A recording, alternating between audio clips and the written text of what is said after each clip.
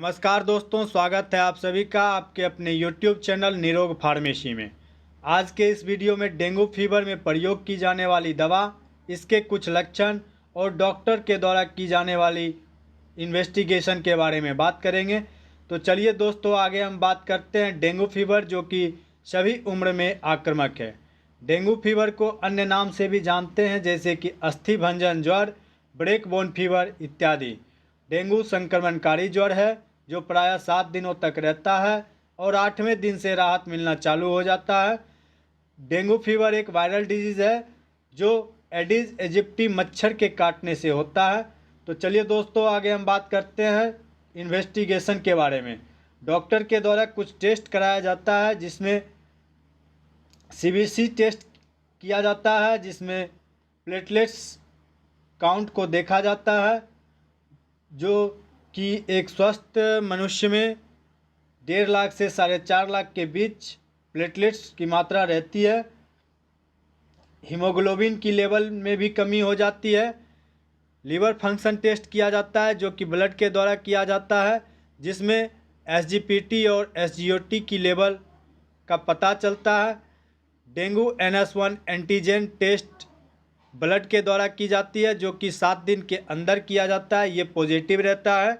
Dengue IgM antibody test, जो कि blood के द्वारा ही किया जाता है, और ये 3 से 7 दिन के बाद किया जाता है, ये टेस्ट भी पॉजिटिव रहता है। चलिए आगे हम बात करते हैं डेंगू के कुछ सिम्टम्स के बारे में। तो डेंगू के कुछ सिम्टम्स हैं, जैसे कि हाई फीवर रहना।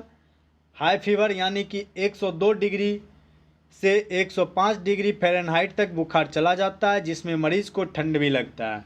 सिर में दर्द रहता है, जॉइंट पेन रहता है, भूख में कमी रहती है, मांसपेशियों में भी दर्द रहता है, मिचली और उल्टी की संभावना रहती है, आँख के चारों ओर दर्द और आँख के पिछले भाग में भी दर्द रहता है, हड्डियों में भी दर्द रहता है, शरीर पे लाल धब्बे या चकत्ते हो जाते हैं, कमर में दर्द रहता है, गले में खराश रहता है, पेट में दर्द रहता है।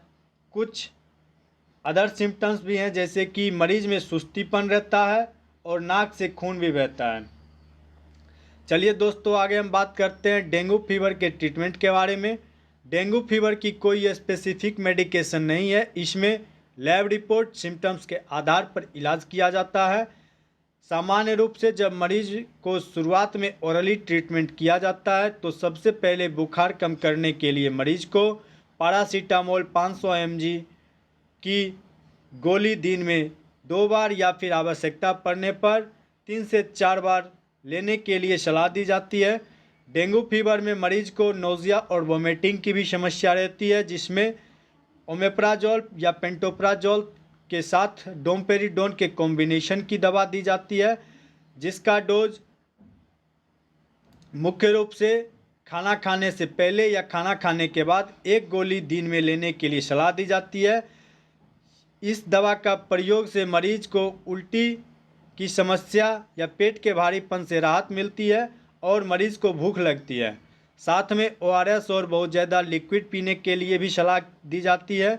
मरीज की स्थिति ज़्यादा खराब हो जाने पर फ्लूइड रिप्लेसमेंट किया जाता है, जिसमें RL और DNS आवश्यकता अनुसार मरीज को IV के द्वारा चढ़ाया जाता है, जिससे मरीज को डिहाइड्रेशन की समस्या से राहत मिलती है।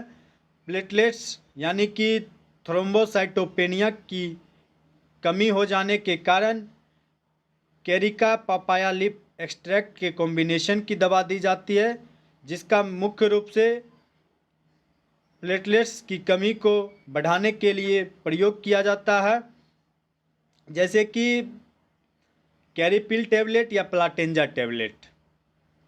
कुछ अन्य सिम्टम्स, जैसे कि गले में खराश हो जाने पर एमॉक्सिसिलिन और पोटासियम क्लेबुनेट 625 mg के कॉम्बिनेशन की दवा दी जाती है। डेंगू वायरल फीवर में एंटीबायोटिक्स मेडिसिन का ज़्यादा रोल नहीं रहता है। चलिए दोस्तों, आगे हम बात करते हैं डेंगू फीवर में कुछ होम रेमेडीज़ की जाती है उसके बारे में। तो दोस्तों, होम रेमेडीज़ में पपीते का पत्ता का रस या जूस या फिर फल खाया जाता है, चुकंदर का जूस पिया जाता है, कीवी का फल, गाजर, नारियल पानी, बकरी के दूध बहुत ही फायदेमंद रहता है।